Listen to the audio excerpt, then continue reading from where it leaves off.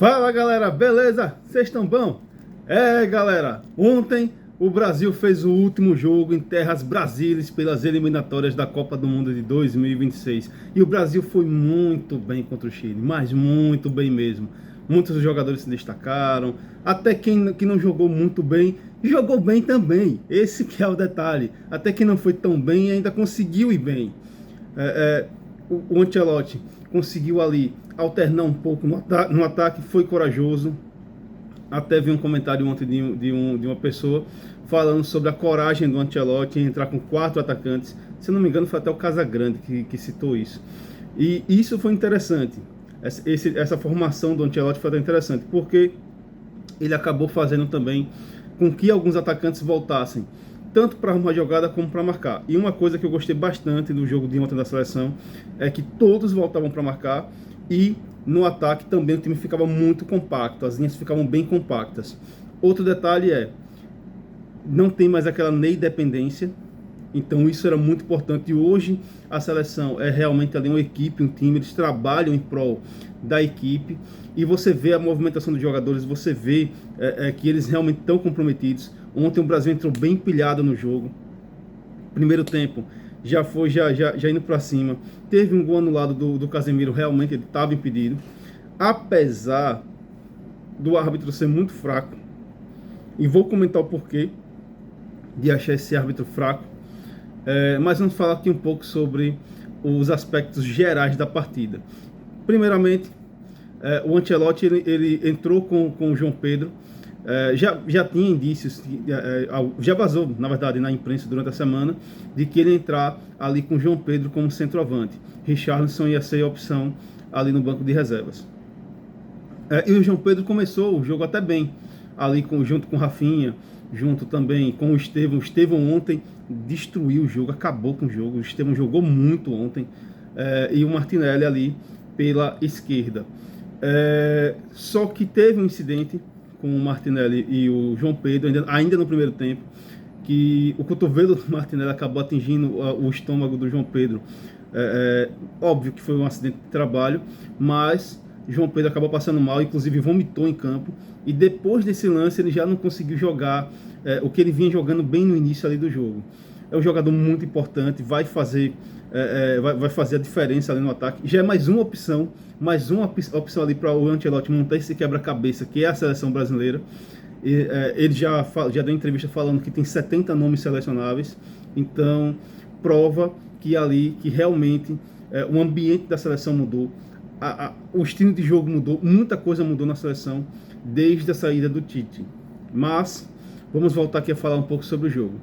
E aí o Brasil ficou ali tentando algumas jogadas, conseguiu ter um volume de jogo muito superior ao do Chile. Com mais ou menos meia hora de jogo, o Brasil tinha 80% de posse de bola. O Chile só veio dar um chute ao gol já no final do primeiro tempo. Então você já começa a ver como a seleção brasileira ali conseguiu ter um pouco mais de consistência. E uma coisa muito importante, nos últimos 3 jogos, o Brasil não levou gols. Alisson só tomou um susto, acho que em 2 momentos do jogo, e mesmo assim não foi, só teve um que realmente foi uma chance clara de gol do Chile, que eu vou falar já. Mas aí o que acontece? Tem estrela, né? Tem estrela do menino.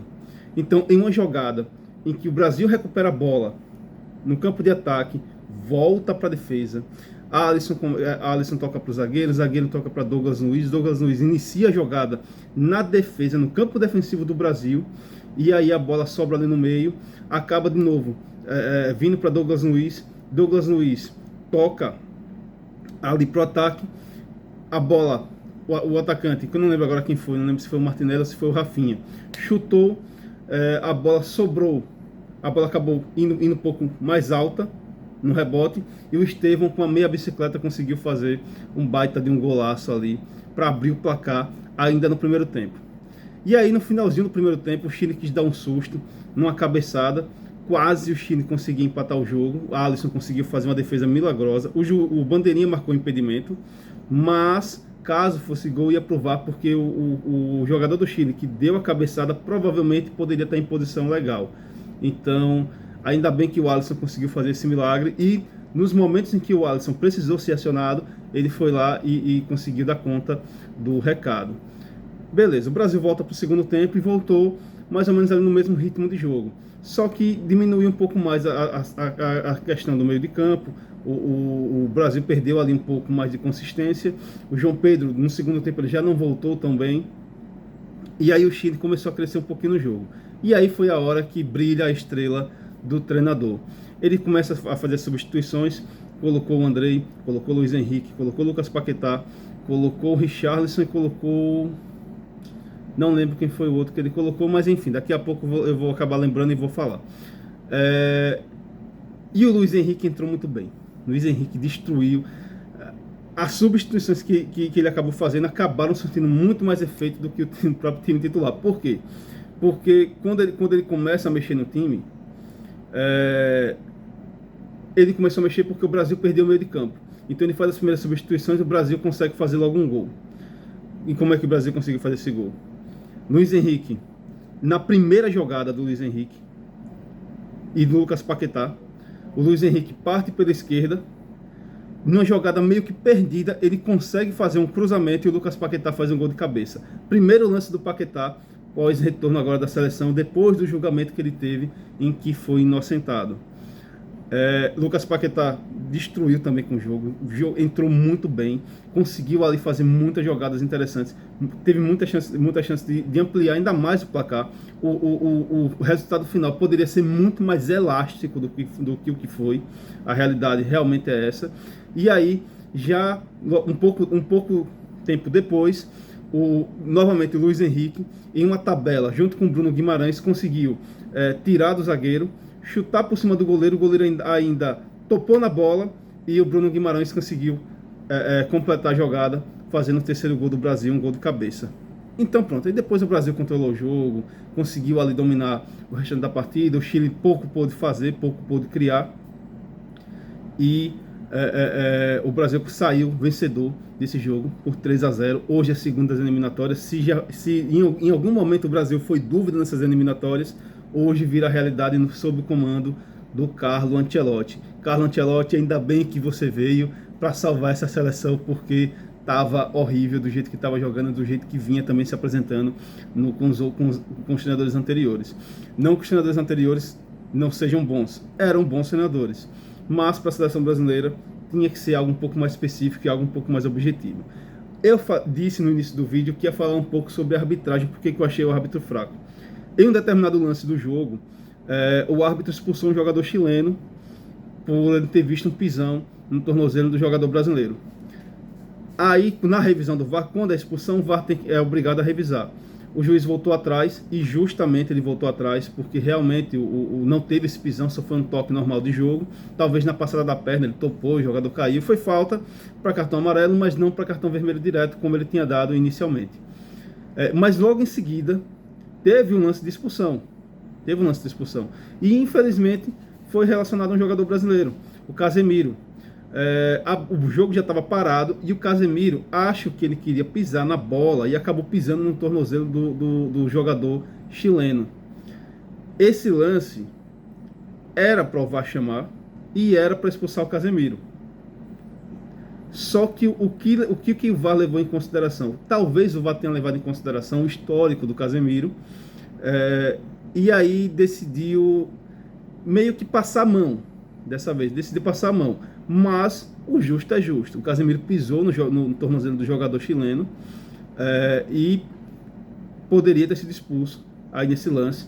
Poderia até ter prejudicado a seleção brasileira, porque o Casemiro jogou também muito bem ali no sistema defensivo. Ele conseguiu ali arrumar muito bem ali a defesa brasileira.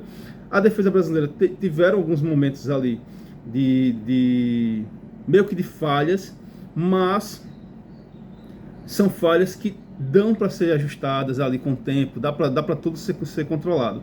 Outro jogador que foi muito bem no jogo de ontem foi o Wesley. Os comentaristas do jogo de ontem falaram que o Wesley foi um jogador regular.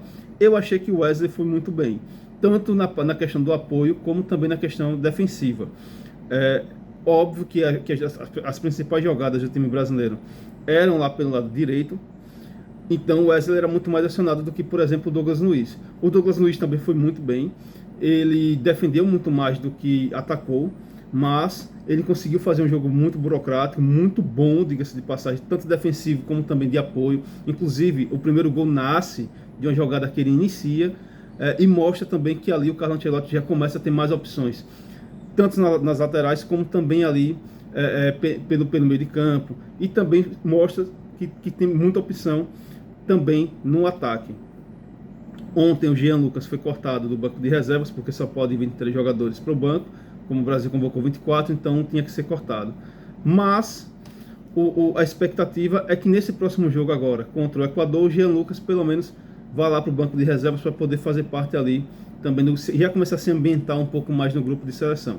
Esse jogo agora contra a Bolívia vai ser na altitude, vai ser na cidade de El Alto, acima de 4.000 metros. Vai ser um jogo muito ruim, muito difícil, porque jogar na altitude é bem complicado.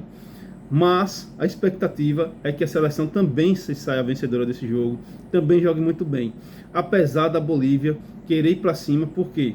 Porque a Bolívia só depende dela para poder classificar para a repescagem. Se a Bolívia vencer o Brasil, a Bolívia vai para a repescagem. Se a Bolívia empatar ou perder o jogo, aí vai depender do resultado da Venezuela, porque a Venezuela também está brigando para ir para a repescagem da Copa do Mundo. E para a Venezuela seria algo inédito ir para uma Copa do Mundo. Então, essa última rodada aí promete também grandes emoções na parte de baixo da tabela, para saber quem vai para a repescagem, quem não vai, quem entra na Copa, quem não entra. O fato é, as seleções que já vão direto para a Copa do Mundo, aqui da América do Sul, já estão definidas. A última definida foi o Paraguai, com o empate de ontem. Ontem também foi o último jogo de Messi, segundo o próprio Messi, pela seleção argentina, em eliminatórias na Argentina. Possa ser que ainda ele decida continuar, enfim, não se sabe ainda, o futuro a Deus pertence, e vamos ver o que vai acontecer nos próximos capítulos. Mas o fato é, ontem foi o último jogo da seleção pelas eliminatórias da Copa do Mundo de 2026, foi no Maracanã, a pedido do Carlo Ancelotti, esse que é um detalhe, e talvez também seja o último jogo da seleção brasileira antes da Copa do Mundo aqui no Brasil, a não ser que ano que vem a CBF consiga marcar algum amistoso aqui no Brasil. Acho que talvez até consiga, porque os próximos jogos da seleção pós eliminatórias vai ser contra a Coreia do Sul em Seul e contra o Japão lá em Tóquio. E vai ser também um ótimo teste para a seleção. Talvez o Carlo Ancelotti utilize outros jogadores, talvez, quem sabe até o Neymar volte para a seleção nesses amistosos, até porque vão ser jogos mais leves, vão ser jogos com menos pegada, para ver ali como é que vai funcionar essa questão do Neymar.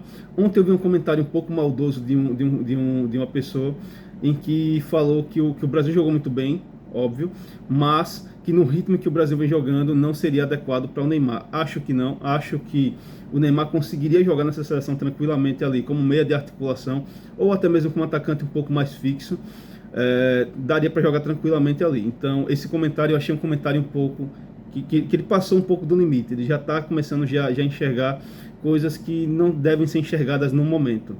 Mas o fato é, hoje o Brasil não depende mais de um jogador. Hoje o Brasil conseguiu montar realmente uma equipe forte e um time muito competitivo para disputar tudo o que estiver disputando. E é isso, galera. Espero que tenham gostado do vídeo. Não se esqueça de se inscrever aqui no canal Everaldo Lucas Oficial. Dá aquele likezinho muito massa. Compartilha com seus brothers e suas sisters, que a gente vai chegar a 500 inscritos daqui para o final do ano. Vamos torcer para que isso aconteça. Vamos lá, galera. E também não se esqueça de me seguir lá no Instagram. Vou deixar o link aqui na descrição. E valeu!